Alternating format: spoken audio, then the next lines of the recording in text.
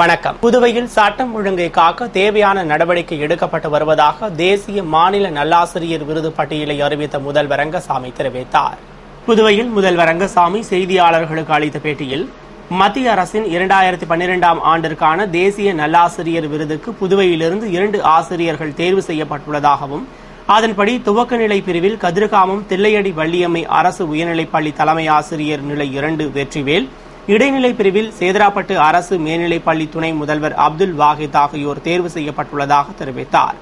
மேலும் இந்த விருது 25,000 ரூபாய் பரிசு தொகையுடன் சான்றிதழ், வெள்ளி பதக்கம் கொண்டது என்றார். அதேபோன்று மாநில நல்லாசிரியர் விருதுகளுக்கு ஆசிரியர்கள் தேர்வு செய்யப்பட்டுள்ளதாகவும், அதன்படி டாக்டர் ராதாகிருஷ்ணன் விருதுக்கு துவக்க கல்வி பிரிவில் பொறையூர்பேட் அரசு துவக்கப்பள்ளி தலைமை ஆசிரியர் சரோஜா தேவி, கொடாத்தூர் அரசு நடுநிலைப்பள்ளி பட்டதாரி ஆசிரியர் சவுண்டப்பன், இடைநிலை கல்வி பிரிவில் நோனாங்குப்பம் அரசு மேல்நிலைப்பள்ளி தலைமை ஆசிரியர் நிலை 1 குப்புசாமி, கதிர்காமம் அரசு பெண்கள் பள்ளி தமிழ் விரிவுரையாளர் லோகநாதன் ஆகியோரும், முதல்வரின் சிறப்பு விருதுகளுக்கு மொழி ஆசிரியர் பிரிவில் திருபுவனை அரசு உயர்நிலைப்பள்ளி பட்டதாரி ஆசிரியர் பாலன், பெண் ஆசிரியர் பிரிவில் தட்டாஞ்சாவடி சுப்பையா நகர் அரசு துவக்கப்பள்ளி ஆசிரியை ஆரோக்கியம்மாள், காரைக்கால் திருநள்ளாறு அரசு பெண்கள் மேல்நிலைப்பள்ளி விரிவுரையாளர் ஞானப்பிரகாசம், காரைக்கால் கோவில்பத்து அரசு உயர்நிலைப்பள்ளி ஆசிரியர் பட்டதாரி கலைவாணி ஆகியோரும் தேர்ந்தெடுக்கப்பட்டுள்ளனர் என்று அறிவித்த அவர், மேலும் கல்வி அமைச்சரின் வட்டார விருதுகளுக்கு புதுவை பகுதியில் லாஸ்பேட்டை வள்ளலார் அரசு பெண்கள் பள்ளி பட்டதாரி ஆசிரியர் மரியம் மார்டின், இந்திராநகர் அரசு மேல்நிலைப்பள்ளி விரிவுரையாளர் அங்கப்ப நாயுடு, முத்தியால்பேட்டை சின்னாத்தா அரசு பெண்கள் மேல்நிலைப்பள்ளி விரிவுரையாளர் அருணாச்சலம், காரைக்கால் சுபாஷ் சந்திரபோஸ் அரசு மேல்நிலைப்பள்ளி பட்டதாரி ஆசிரியர் ராஜேந்திரன், நெடுங்காடு ஜவஹர்லால் நேரு அரசு மேல்நிலைப்பள்ளி விரிவுரையாளர் ராஜாகண்ணு ஆகியோர் தேர்வு செய்யப்பட்டுள்ளனர் என்று கூறினார். மேலும் அவர் கூறுகையில், புதுவையில் சட்டம் ஒழுங்கை நிலைநாட்ட அனைத்து வகையிலும் தேவையான நடவடிக்கைகள் எடுக்கப்பட்டு வருகிறது. ரோந்து பணியில் பயிற்சியில் உள்ள காவலர்கள் ஈடுபடுத்தப்பட்டுள்ளனர். அதுபோன்று ஐஆர்பி போலீசாரும் ஈடுபடுத்தப்படுவார்கள். மேலும் விரைவில் 600 போலீசார் ஊர்காவல் படையினர் நியமிக்கப்படுவார்கள். இது மட்டுமின்றி ரோந்து பணிக்காக கூடுதல் வாகனங்கள் வழங்கப்பட உள்ளது என்று தெரிவித்தார். தொடர்ந்து ஆசிரியர் பற்றாக்குறையை போக்க நடவடிக்கை எடுக்கப்பட்டு வருவதாகவும், 170 ஆரம்ப ஆசிரியர்கள், 55 பட்டதாரி ஆசிரியர்கள் விரைவில் நியமிக்கப்பட உள்ளனர். சென்டாக் உதவித்தொகை 3 வாரத்தில் வழங்கப்படும் என்றும், மாணவர் சிறப்பு பேருந்து கூடுதலாக இயக்கப்படும் என்றும் கூறினார். பேட்டியின் போது கல்வி அமைச்சர் தியாகராஜன், இயக்குநர் வல்லவன் ஆகியோர் உடனிருந்தனர். புதுவை அரசை கண்டித்து 7 இடங்களில் ஆர்ப்பாட்டம் நடத்துவது என்று திராவிட முன்னேற்றக் கழக மாநில அமைப்பாளர் MA சுப்பிரமணியன் முன்னிலையில் நடைபெற்ற செயற்குழு கூட்டத்தில் தீர்மானிக்கப்பட்டது. புதுவை மாநில திராவிட முன்னேற்றக் கழகத்தின் செயற்குழு கூட்டம் மாநில தலைமை கழக அலுவலகமான கலைஞர் இல்லத்தில் முன்னாள் முதல்வர் ஜானகிராமன் தலைமையில் மாநில அமைப்பாளர் MA சுப்பிரமணியன் முன்னிலையில் நடைபெற்றது.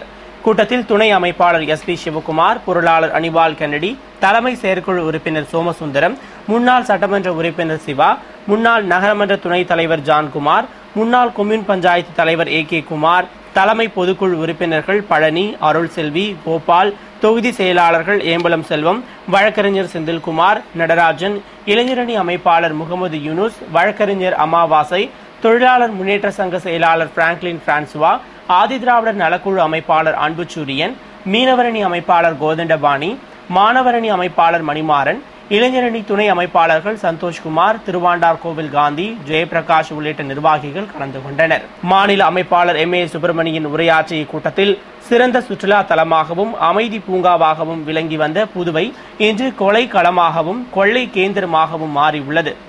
என்ஆர் காங்கிரஸ் அரசின் நிர்வாக திறமையின்மையால் பன்மடங்கு மின்கட்டண உயர்வு, மக்கள் நல பணிகளான இலவச வீடு கட்டும் மானியம் ஆதி திராவிடருக்கு 4 லட்சம், இதர பிரிவினருக்கு 2 லட்சம் என்று அறிவிக்கப்பட்டும் இதுவரை அமல்படுத்தாதது, சென்டாக் மாணவர்களுக்கு கல்வி உதவித்தொகை நிலுவை, ரேஷன் கடைகளில் எந்த பொருளும் வழங்கப்படாமல் உள்ளது உள்பட ஏராளமான திட்டப் பணிகளின் வளர்ச்சிப் பணிகள் முடக்கப்பட்டு முற்றிலும் நிறுத்தப்படும் சூழ்நிலை ஏற்பட்டுள்ளது.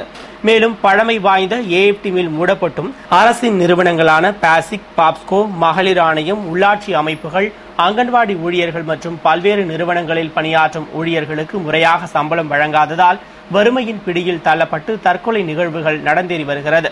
இது மட்டுமின்றி பணி நீக்கம் செய்யப்பட்ட 4500க்கும் மேற்பட்ட ஊழியர்களுக்கு பணி வழங்கப்படும் என்று உறுதியளித்த அரசு இதுவரை ஒருவருக்கு கூட பணி வழங்கவில்லை. அரசு பணிகளில் காலியிடங்கள் நிரப்பப்படாததால் அரசு பணிகள் பெரிதும் பாதிக்கப்பட்டுள்ளன. இதுபோன்று ஏராளமான குறைகளுடன் மாநில வளர்ச்சியை கருத்தில் கொள்ளாமல் நிர்வாக திறனற்ற செயலற்ற ஆளும் என்ஆர் காங்கிரஸ் அரசின் செயல்பாட்டை மக்களுக்கு விளக்கும் வகையிலும் ஆட்சியாளர்கள் போக்கில் மாற்றத்தை ஏற்படுத்தவும் மக்களுக்கு பாதுகாப்பு வழங்க வலியுறுத்தியும் புதுவை மாநில திமுக சார்பில் மக்களுக்காக மக்கள் போராட்டம் நடத்த முடிவு செய்யப்பட்டது. 2 நகராட்சி பகுதியில் உள்ள தொகுதிகள், 5 கொம்யூன் பஞ்சாயத்துகளில் உள்ள தொகுதிகளை உள்ளடக்கி 7 இடங்களில் மக்களை திரட்டி ஆர்ப்பாட்டம் நடத்துவது என்று தீர்மானம் நிறைவேற்றப்பட்டது. மற்றும் முத்தியால்பேட்டை தொகுதி கழக அவைத் தலைவர், முன்னாள் தொகுதி செயலாளருமான வைத்திலிங்கம், அரியநகர் கழக முன்னாள் செயலாளரும் முன்னாள் கவுன்சிலருமான கந்தாமு என்கிற கந்தசாமி, காட்டிற்குப்பம் கிளைக்கழக உறுப்பினர் காத்தாடி என்கிற ஜெயராமன் ஆகியோரின் மறைவிற்கு இரங்கல் தெரிவித்து தீர்மானம் நிறைவேற்றப்பட்டது. பாராளுமன்ற தேர்தலை முன்னிட்டு வாக்குப்பதிவு இயந்திரங்களை சரிபார்க்கும் பணி புதுவை தலைமை தேர்தல் அலுவலகத்தில் அனைத்து கட்சியினர் முன்னிலையில் நடைபெற்றது. எதிர்வரும் பாராளுமன்ற தேர்தலை முன்னிட்டு இந்திய தேர்தல் ஆணையம் அனைத்து மின்னணு வாக்குப்பதிவு இயந்திரங்களின் முதற்கட்ட பரிசோதனையை வாக்குப்பதிவு இயந்திரங்களை தயாரித்த நிறுவனத்தின் துணையோடும் அரசியல் கட்சி பிரதிநிதிகளின் முன்னிலையிலும் செய்ய வேண்டும் என்று ஆணையிட்டிருந்தது.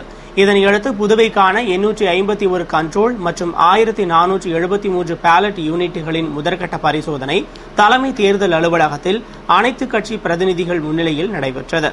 என்ஆர் காங்கிரஸ் சார்பில் வாரிய தலைவர் ஜெயபாலன் வேல்முருகன், திமுக சார்பில் முன்னாள் அமைச்சர் SP சிவகுமார், காங்கிரஸ் சார்பில் முன்னாள் சட்டமன்ற உறுப்பினர் மனோகரன், விநாயகமூர்த்தி, இந்திய கம்யூனிஸ்ட் சார்பில் கீதநாதன், பாரதிய ஜனதா கட்சி சார்பில் நகர மாவட்ட பொதுச் செயலாளர் மூர்த்தி, பகுஜன் சமாஜ் கட்சி சோமசுந்தரம் உள்ளிட்டோர் முன்னிலையில் கூடுதல் தலைமை தேர்தல் அதிகாரி பங்கஜ்குமார் பணியை துவக்கி வைத்தார். அதில் முதல் கட்டமாக 50 வாக்கு எந்திரங்களில் 1000 வாக்குகள் பதிவு செய்யப்பட்டு வாக்குப்பதிவு எந்திரங்கள் சரியாக கணக்கிடப்பட்டுள்ளதா என்று கண்டறியப்பட்டது. புதுவை முன்னாள் சபாநாயகர் ராதாகிருஷ்ணன் அரசியலிலிருந்து ஓய்வு பெறுவதாக அறிவித்ததை அடுத்து ராஜினாமாவை மறுபரிசீலனை செய்ய வலியுறுத்துவோம் என்று மாநில காங்கிரஸ் தலைவர் AV சுப்பிரமணியன் தெரிவித்துள்ளார். புதுவை மாநில காங்கிரசின் மூத்த தலைவர்களுள் ஒருவரான ராதாகிருஷ்ணன் கடந்த 2001ஆம் ஆண்டு கண்ணன் தலைமையில் இயங்கிய புதுச்சேரி முன்னேற்ற காங்கிரஸ் சார்பில் போட்டியிட்டு வெற்றி பெற்றார். பின்னர் கண்ணன் காங்கிரஸ் கட்சியில் இணைந்தபோது 2006ஆம் ஆண்டு நடைபெற்ற தேர்தலில் வெற்றி பெற்று சபாநாயகராக பணியாற்றினார். இதனையடுத்து 2011இல் நடைபெற்ற தேர்தலில் போட்டியிட்டு தற்போதைய அமைச்சர் தியாகராஜனிடம் தோல்வியடைந்தார். இதன் பின்னர் கட்சி பணிகளில் ஈடுபடாமல் ஒதுங்கியிருந்த நிலையில் தொகுதி காங்கிரஸ் கமிட்டி உறுப்பினர் மற்றும் காரைக்கால் மத்திய மாவட்ட பொறுப்பாளராக நியமிக்கப்பட்டார். இந்நிலையில் தான் அரசியலிலிருந்து விலக இருப்பதால் காங்கிரஸ் கட்சி அடிப்படை உறுப்பினர் மற்றும் பொறுப்புகளை ராஜினாமா செய்வதாக ராதாகிருஷ்ணன் மாநில காங்கிரஸ் தலைவர் AV சுப்பிரமணியத்திடம் கடிதம் கொடுத்துள்ளார். தற்போது அவரது ராஜினாமா கடிதம் பரிசீலனையில் உள்ள நிலையில் இதுகுறித்து மாநில காங்கிரஸ் தலைவர் AV சுப்பிரமணியன் கூறுகையில், கட்சியிலிருந்து விலகுவதாக ராதாகிருஷ்ணன் கடிதம் கொடுத்துள்ளார் என்றும், மேலும் குருவிநத்தம் தொகுதியில் காங்கிரஸ் கட்சிக்கும் அவருக்கும் செல்வாக்கு உள்ளது, இதனால் கட்சியில் நீடிக்க வேண்டும் என்று அவரை தொடர்ந்து வலியுறுத்துவோம் என்று கூறினார். ராஜினாமா குறித்து முன்னாள் சபாநாயகர் ராதாகிருஷ்ணன் கூறுகையில், அரசியலில் சுயநலம் அதிகமாகிவிட்டது, தன்னால் சுயமாக செயல்பட முடியவில்லை என்பதால் அரசியலிலிருந்து விலக முடிவு செய்துள்ளதாகவும், அரசியலிலிருந்துதான் மக்கள் சேவையாற்ற வேண்டும் என்பதில்லை, அரசியலில் இல்லாமலேயே மக்களுக்கு பணியாற்றலாம் என்பதால் தான் இந்த முடிவை எடுத்ததாக கூறினார். புதுவை நெல்லித்தோப்பு மகாத்மா காந்தி அரசு நடுநிலைப் பள்ளியில் நடைபெற்ற அறிவியல் கண்காட்சியினை பெண்கல்வி துணை இயக்குநர் மீனாட்சி துவக்கி வைத்தார். புதுவை நெல்லித்தோப்பு மகாத்மா காந்தி அரசு நடுநிலைப் பள்ளியில் பள்ளி அளவிலான அறிவியல் கண்காட்சி தலைமை ஆசிரியர் ஐயம்பெருமாள் தலைமையில் நடைபெற்றது. நிகழ்ச்சியில் பள்ளிக் கல்வி பெண்கல்வி துணை இயக்குநர் மீனாட்சி சிறப்பு விருந்தினராக கலந்து கொண்டு கண்காட்சியை திறந்து வைத்து பார்வையிட்டார். கண்காட்சியில் வேளாண்மை, சுற்றுச்சூழல், ஆற்றல் மற்றும் உடல்நலம் இவற்றின் தலைப்புகளில் 150க்கும் மேற்பட்ட மாணவ மாணவிகளின் அறிவியல் படைப்புகள் காட்சிக்கு வைக்கப்பட்டன. கண்காட்சியினை பல்வேறு பள்ளிகளைச் சேர்ந்த மாணவர்கள் பார்வையிட்டு பயனடைந்தனர். கண்காட்சிக்கான ஏற்பாட்டினை அறிவியல் ஆசிரியைகள் செய்திருந்தனர். புதுவையில் சிலிண்டர் மானியம் வழங்கும் திட்டத்தை செயல்படுத்த 3 மாதம் காலக்கெடு நீட்டிக்க வேண்டும் என்று மத்திய அரசிற்கு முதல்வர் ரங்கசாமி கடிதம் எழுதியுள்ளார். புதுவையில் மத்திய அரசு உங்கள் பணம் உங்கள் கையில் திட்டத்தை அமல்படுத்தியுள்ளது.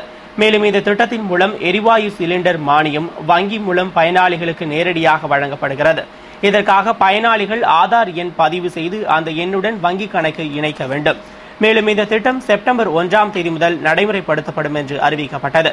மற்றும் ஆதார் எண்ணை வங்கி கணக்கில் இணைக்காதவர்களுக்கு எரிவாயு சிலிண்டர் மானியம் வழங்கப்படாது என்று அறிவித்தும், ஆதார் கார்டு பெற 3 மையங்களில் புகைப்படம் எடுக்கும் பணி நடந்து வரும் நிலையிலும் 20% மேற்பட்டவர்கள் இந்த பணியை செய்யவில்லை. எனவே ஆதார் கார்டு பணிகள் முடிவடையாத நிலையில் இந்த திட்டத்தை செயல்படுத்தினால் மக்கள் பாதிக்கப்படுவார்கள் என்று சட்டசபை பட்ஜெட் கூட்டத்தில் அனைத்து கட்சி உறுப்பினர்களும் எதிர்ப்பு தெரிவித்ததோடு இந்த திட்டத்தை செயல்படுத்தும் காலக்கெடுவை நீட்டிக்க வேண்டும் என்று கோரிக்கை விடுத்தனர். இதன் காரணமாக கடந்த 1ஆம் தேதி முதல் எரிவாயு சிலிண்டர் மானியம் நிறுத்தப்பட்டுள்ளது.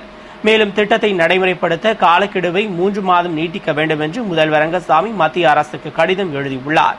மேலும் இதுகுறித்து மத்திய அரசின் பதில் எதிர்பார்க்கப்படுகிறது என்று குடிமைப்பொருள் வழங்கல் துறை அதிகாரி தெரிவித்துள்ளார்.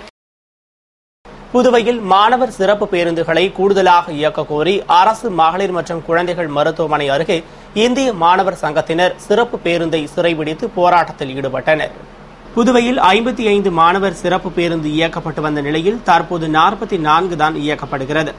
இதனால் மாணவர்கள் பேருந்து படிக்கட்டிலும் பின்புற ஏணி மற்றும் மேற்கூரையிலும் பயணம் செய்ய வேண்டிய அவலநிலை ஏற்பட்டுள்ளதால் ராஜீவ்காந்தி அரசு மகளிர் மற்றும் குழந்தைகள் மருத்துவமனை அருகே திருக்குன்னூரிலிருந்து 150 மாணவர்களை ஏற்றி வந்த மாணவர் பேருந்தை இந்திய மாணவர் சங்கத்தினர் சங்க துணைத் தலைவர் ரஞ்சித், செயலாளர் ஆனந்த் ஆகியோர் தலைமையில் மோதிலால் நேரு அரசு பாலிடெக்னிக், தாகூர் கலைக்கல்லூரி, புதுவை பல்கலைக்கழக சமுதாய கல்லூரியைச் சேர்ந்த 200க்கும் மேற்பட்ட மாணவர்கள் போராட்டத்தில் ஈடுபட்டனர். தகவலை அறிந்து வந்த போலீசார் மற்றும் கல்வித்துறை துணை இயக்குநர் ரகுபாலன் ஆகியோர் மாணவர்களிடம் சமரச பேச்சுவார்த்தை நடத்தி அதிகம் மாணவரை ஏற்றும் பேருந்துகள் குறித்து 2 குழுக்கள் அமைத்து கண்காணிக்கப்படும் என்று உறுதியளித்ததால் அனைவரும் கலைந்து சென்றனர். இத்துடன் செய்திகள் நிறைவடைந்தன. வணக்கம்.